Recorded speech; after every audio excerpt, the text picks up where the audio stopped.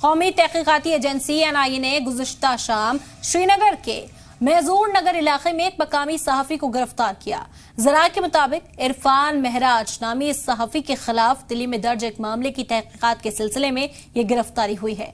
सरकारी जराये ने गिरफ्तारी की तस्दीक करते हुए कहा कि मरकजी हुकूमत को काबिल एतमाद जराये से ऐसी इत्तला मिली है कि कुछ रजिस्टर्ड और अनरजिस्टर्ड गैर सरकारी तंजीमें, ट्रस्ट और सोसाइटी फलाही सरगर्मियों के नाम पर मुल्क और बैरून मुल्क से फंड इकट्ठा कर रही हैं।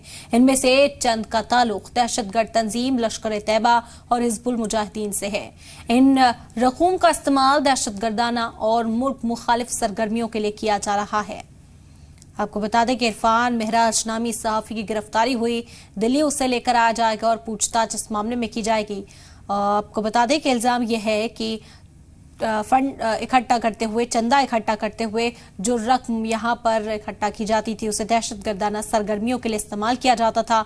मुल्क मुखालिफ सरगर्मियों में मुलव्वस होने का इल्जाम इरफान पर लगा है, जिसके बाद उसकी गिरफ्तारी NIA ने की है। मजीद जानकारी के लिए इस वक्त हमारे नुमाइंदा फारूक वानी जुड़ गए हैं, उनका रुख करते हैं बराह रास्त। इस वक्त बने हमारे साथ। फारूक, क्या जानकारी इस हवाले से मिल पा रही है? इरफान की गिरफ्तारी की खबर है, क्या दिल्ली लाकर पूछताछ किया जाएगा? देखिए, जो इरफान है फिलहाल उसको दिल्ली भेज दिया गया है और UAPA के तहत केस दर्ज कर इसकी तहकीकात जो है वो शुरू कर दी गई है। इरफान twocircle.com एक वेबसाइट है, उसके साथ जुड़ा हुआ है। फ्रीलांस जर्नलिस्ट के तौर पर काम कर रहा है, लेकिन इसके अलावा जो NGO, कई सारे NGOs जो हैं उनके साथ वो जुड़ा हुआ है पिछले कुछ वर्षों से।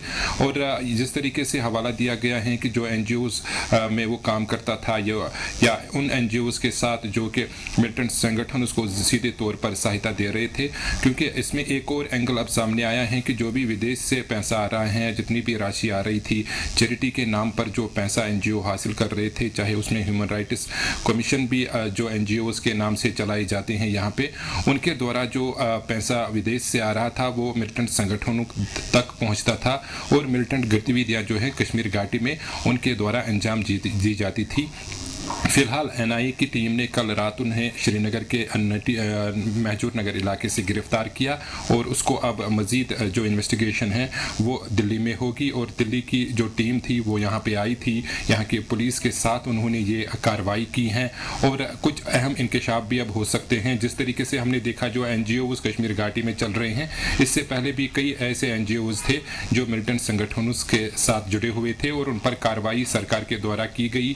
कईयों को जो है सीज भी किया गया, उनकी प्रॉपर्टीज को भी जो है SI ने सीज किया है। और अब जिस तरीके से ये NGO, जिनके बारे में कई एक NGO नहीं है बल्कि मुख्तलिफ NGO हैं जो यहाँ पे चैरिटी के नाम से जो फंड्स हैं वो कलेक्ट कर रहे हैं विदेश से, और फिर यहाँ पे कई तरह के जो फंडिंग यहाँ के गरीब लोगों के साथ साथ जो मिलिटेंट इफेक्टेड फैमिलीज। फारूक, क्या NIA की ओर से अब तक कोई ऑफिशियल स्टेटमेंट सामने आया गिरफ्तारी के बाद? अब आगे पेशरफ्त क्या रहने वाली है? क्या इसका शिकंजा और लोगों पर भी कसा जाएगा? किस तरह की तफ्तीश अब आगे होने वाली है? इस तरह की भी खबरें क्या सामने आई हैं अब तक?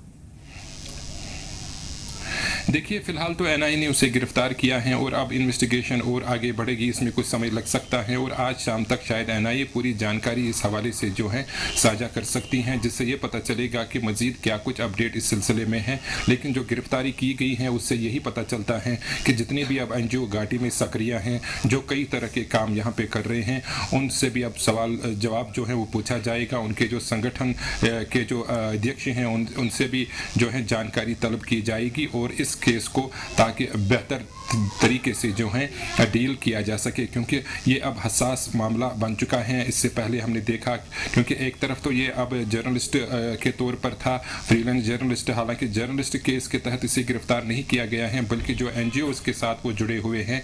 और बताया ये भी जा रहा है NIA के द्वारा जो NGOs के साथ वो जुड़ा हुआ था, वो NGOs जो हैं विदेश से जो फंडिंग आ रही थी चैरिटी के नाम से, उसको गलत तरीके से इस्तेमाल किया गया है, गलत जगहों पर इस्तेमाल किया गया है, जिससे